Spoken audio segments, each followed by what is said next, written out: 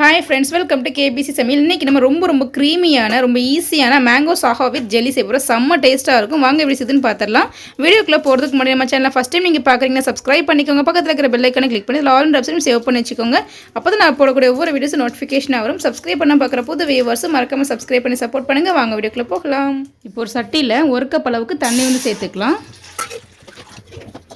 இது கூடவே வந்து 1/4 கப் அளவுக்கு ஜவ்வரிசி சேர்த்துக்கலாம். நான் இன்றைக்கி நைலான் ஜவ்வரிசி தான் எடுத்துருக்கிறேன். நல்லா சீக்கிரமாக வெந்துடும். நீங்கள் பெரிய ஜவ்வரிசி எடுத்துக்கிறீங்கன்னா 10 நிமிஷம் ஊற போட்டுட்டு சேர்த்துக்கோங்க. சீக்கிரமாக வெந்துடும். அது சேர்த்துப்போம்.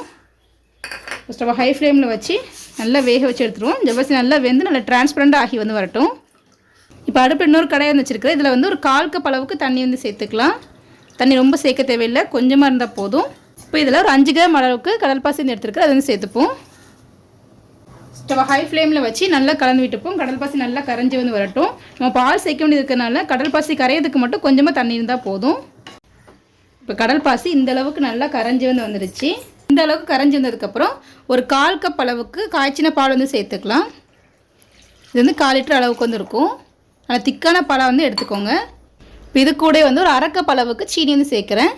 நீங்கள் சீனிக்கு பதிலாக கண்டென்ஸ் மில்க் கூட சேர்க்கலாம். இன்னும் நல்லா திக்காக க்ரீமே ரொம்ப சூப்பராக வந்திருக்கும். இப்போ அதை சேர்த்து நல்லா கலந்து விட்டுப்போம். மீதி இருக்கிற கடல்பாசியும் சீனி நல்லா கரைஞ்சி வரட்டும். இப்போ பாலோடு சேர்த்து நல்லா கலந்து விட்டாச்சு. இப்போ கடல்பாசி சீனி எல்லாமே இந்த அளவுக்கு நல்லா கரைஞ்சி வந்துடுச்சு.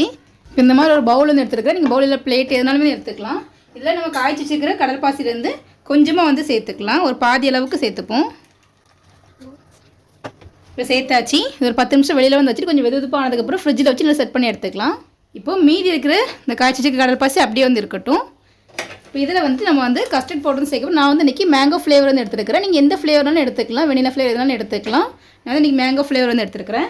ஒரு ஸ்பூன் அளவுக்கு மேங்கோ ஃப்ளேவர் கஸ்டர்ட் பவுடர் எடுத்துருக்கிறேன். இதில் 1/4 கப்போட கொஞ்சம் கம்மியாக பால் சேர்த்துக்கலாம். இப்போ கட்டியில் நல்லா ஸ்மூத்தாக கரைச்சி விட்டுடுவோம். நான் இன்றைக்கி 2 ஃப்ளேவரில் ஜெல்லி செய்கிறனால இந்த மாதிரி எடுத்துருக்கிறேன். நீங்கள் ஒரே ஃப்ளேவராலும் செய்யலாம். இதை இந்த ஜெல்லியில் சேர்த்துருவோம். ஸ்டவ் லோ ஃப்ளேமில் வச்சு நல்லா கலந்து விட்டுப்போம். இப்போ இந்தளவுக்கு மிக்ஸ் பண்ணதுக்கப்புறம் ஒரு பிஞ்ச் அளவுக்கு எல்லோ ஃபுட் கலரும் சேர்க்குறேன். இது ஆப்ஷனல் தான், வேணுன்னா சேர்த்துக்கோங்க. நான் வீடியோக்காக மட்டும் தான் கொஞ்சம் அட்ராக்டிவாக இருக்கணுன்றதுக்காண்டி சேர்க்குறேன். நீங்கள் வீட்டில் செய்கிறதா இருந்தால் சேர்க்க வேண்டாம். சேர்த்துருக்கு இந்தளவுக்கு நல்லா மிக்ஸ் பண்ணி விட்டாச்சு. இந்தளவுக்கு வந்ததுக்கப்புறம் ஸ்டவ் ஆஃப் பண்ணிடலாம். இப்போ இன்னொரு பவுல் இந்த மாதிரி எடுத்து வச்சுருக்கிறேன். இதில் நம்ம 2வது ரெடி பண்ணி வச்சுருக்கேன். அந்த கஸ்டர்டை சேர்த்துடலாம். இப்போ நான் 2 ஃப்ளேவரில் ஜெல்லி செஞ்சு வச்சுட்டேன். இது கொஞ்சம் 10 நிமிஷம் வெளியில் வச்சுட்டு கொஞ்சம் வெதுப்பானதுக்கப்புறம் ஃப்ரிட்ஜில் வச்சு நல்லா செட் பண்ணி எடுத்துக்கலாம். அவசியமே நல்லா வெந்து வந்துருச்சு. நல்லா நல்லா டிரான்ஸ்பரண்ட் ஆகிடுச்சு. இப்போ ஸ்டவ் ஆஃப் பண்ணி இந்த தண்ணியை வடிச்சிட்டு ஒரு 2 தடவை சாதா தண்ணியை சேர்த்து நல்லா எடுத்து வச்சிடும். அப்போ உதிரியாக இருக்கும். நம்ம அப்படியே சூடாக வச்சிட்டோம்னா நல்லா நல்லா குழஞ்சி இதாகிடும். ஒன்னோட ஒட்டிடும், நல்லா இருக்காது. ஒரு சின்ன கிண்ணம் எடுத்துருக்கிறேன். இதில் 1 ஸ்பூன் அளவுக்கு சப்ஜா சீட்ஸ் எடுத்துக்கிறேன். தண்ணி ஊற்றிக்கலாம். இப்போ நல்லா மிக்ஸ் பண்ணி விட்டுட்டு ஒரு 1/4 மணி நேரம் நல்லா ஊறட்டும். ஜெல்லி நல்லா செட் ஆகி வரட்டும். ஜவ்வரிசி நல்லா ஆறி வரட்டும். இப்போ நம்ம ஊற்றிச்சிக்க 2 கடல்பாசியும் நல்லா சாஃப்டாக நல்லா ஆறி நல்லா செட் ஆகி நல்லா சாஃப்டாகவும் இருக்குது. இப்போ இதை சின்னதாக கட் பண்ணி எடுத்துக்கலாம். கட் பண்ணுறதுக்கு அவ்வளோ சாட்டிஸ்ஃபைங்காக இருக்கும். ரொம்ப சாஃப்டாக ரொம்ப சூப்பராக வந்திருக்கு. நல்லா சின்னதாக கட் பண்ணிக்கிறேன்.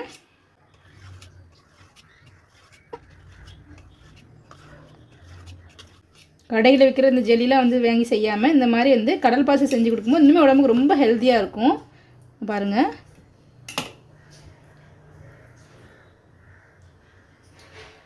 பார்க்கவே அவ்வளோ சூப்பராக நல்லா சாஃப்டாக வந்திருக்கு.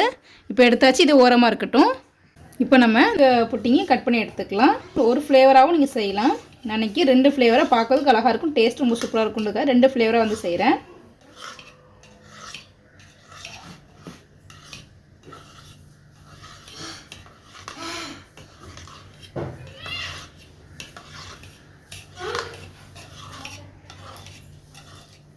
இது இந்த மாதிரி கட் பண்ணியாச்சு. பாருங்கள், பார்க்கவே அவ்வளோ சூப்பராக வந்துருக்கு. இப்போ ஒரு மிக்ஸி ஜாரில் நான் 2 மாம்பழத்தை இந்த மாதிரி சும்மா ரஃபாக கட் பண்ணி வச்சுருக்கேன். அது சேர்த்துப்போம். நல்லா பழுத்த நல்ல இனிப்பான மாம்பழமாக சேர்த்துக்கோங்க. இப்போ இது கூட ஒரு 1/2 கப் அளவுக்கு சீனி சேர்க்குறேன். நீங்கள் மாம்பழத்தோட இனிப்பு பொறுத்து சீனியோட அளவு கூட்டியை குறைச்சி சேர்த்துக்கோங்க. நீங்கள் சீனிக்கு பதிலாக கண்டென்ஸ் மில்க் கூட சேர்த்துக்கலாம். இனிமேல் நல்லா ரிச்சாக நல்லா க்ரீமியாக கிடைக்கும். இப்போ 2த்தையும் சேர்த்து நல்லா அரைச்சி எடுத்துருவோம். இந்த அளவுக்கு அரைச்சி எடுத்தாச்சு. இப்போ இது கூட 1 கப் அளவுக்கு காய்ச்சின பால் சேர்த்துக்கலாம். இல்லை திக்கான பாலாக சேர்த்துக்கோங்க. பாலை சேர்த்து நல்லா அரைச்சி எடுத்துருவோம். இப்போ இந்த அளவுக்கு நல்லா அரைச்சி எடுத்தாச்சு. பாருங்கள் இந்த அளவுக்கு நல்லா திக்காக க்ரீமியாக பார்க்கவே அவ்வளோ சூப்பராக வந்துருக்கும். இந்த அளவுக்கு அரைச்சி வந்து எடுத்தாச்சு. ஒரு அகலமான மிக்சிங் போல் எடுத்துக்கலாம். மேங்கோ பியூரை வந்து சேர்த்துடலாம். எல்லாத்தையும் சேர்த்தாச்சு. இப்போ நம்ம ரெடி பண்ணி வச்சுருக்கிற இந்த ஜெல்லியை வந்து சேர்த்துடலாம். இப்போ இந்த ஜெல்லியும் சேர்த்துருவோம். இப்போ நம்ம ஊற வச்சிருந்த சப்ஜா சீட்ஸ் நல்லா இந்தளவுக்கு ஊறி வந்துருச்சு. அதையும் இது கூடவே சேர்த்துப்போம். வேக வச்சுருந்த ஜவ்வரிசி அதையும் சேர்த்துக்கலாம். மாம்பழத்து இந்தளவுக்கு சின்ன சின்னதாக கட் பண்ணி வச்சுருக்கிறேன், அதையும் இது கூடவே சேர்த்துப்போம். கட் பண்ணி வச்சுருக்கிற முந்திரி பருப்பு சேர்த்துக்கலாம். கட் பண்ணி வச்சுருக்கிற பாதாம் சேர்த்துக்கலாம். பிஸ்தா பருப்பு சேர்த்துக்கலாம். நீங்கள் எந்த நட்ஸோடும் சேர்த்துக்கலாம், ஆப்ஷனல் தான். நட்ஸோடு சேர்த்து ரொம்ப சூப்பராக வந்துருக்கும். இப்போ எல்லாத்தையும் சேர்த்து நல்லா மிக்ஸ் பண்ணிவிடுவோம். நல்லா க்ரீமியான மேங்கோ சாஹா வித் ஜெல்லி ரொம்ப டேஸ்ட்டாக இருக்கும். நீங்கள் அடிக்கிற வெயிலுக்கு இந்த மாதிரி நீங்கள் செஞ்சு சாப்பிட்டு பாருங்கள். நல்லா சில்லாக சர்வ் பண்ணி பாருங்கள், அவ்வளோ டேஸ்ட்டாக இருக்கும். அந்த ஜெல்லியுமே அவ்வளோ டேஸ்ட்டாக வந்துருக்கும். ரொம்ப சாஃப்டாக நல்லா க்ரீமியாக இருக்கும். பார்க்கறதுக்கே தெரியும் அவ்வளோ சாஃப்ட் க்ரீமியாக இருக்கும். இப்போ நல்லா சில்லாக சர்வ் பண்ணிடலாம். இப்போ நம்மளுடைய க்ரீமியான mango sago with jelly ready ஆகிடுச்சு. ரொம்ப டேஸ்ட்டாக இருக்கும். நல்லா க்ரீமி ரொம்ப சூப்பராக இருக்கும். அடிக்கிற வெயிலுக்கு நல்லா சில்லாக சர்வ் பண்ணி பாருங்கள், ரொம்ப சூப்பராக இருக்கும். சரி, நீங்களும் வீட்டு ட்ரை பண்ணி பார்த்துட்டு எப்படி இருக்குன்னு சொல்லி கமெண்ட் பண்ணுங்கள். இந்த வீடியோ உங்களுக்கு பிடிச்சிருக்குன்னு நினைக்கிறேன். பிடிச்சிருந்தா லைக் பண்ணிக்கோங்க. உங்கள் ஃப்ரெண்ட்ஸ் அண்ட் ஃபேமிலிஸ்க்கும் ஷேர் பண்ணுங்கள். இது போல் நிறைய வீடியோஸ் பார்க்கணும் மறக்காம சேனலுக்கு சப்ஸ்கிரைப் பண்ணிக்கோங்க. நம்ம சேனலில் மேங்கோ ரெசிபிஸ் நிறைய போட்டிருக்கோம். அதோட லிங்க் டிஸ்கிரிப்ஷனில் இருக்கிற மறக்காம செக் பண்ணி பார்த்துக்கோங்க. ரொம்ப ஈஸியாகவும் இருக்கும், ரொம்ப டேஸ்ட்டாகவும் இருக்கும். தேங்க்ஸ் ஃபார் வாட்சிங்.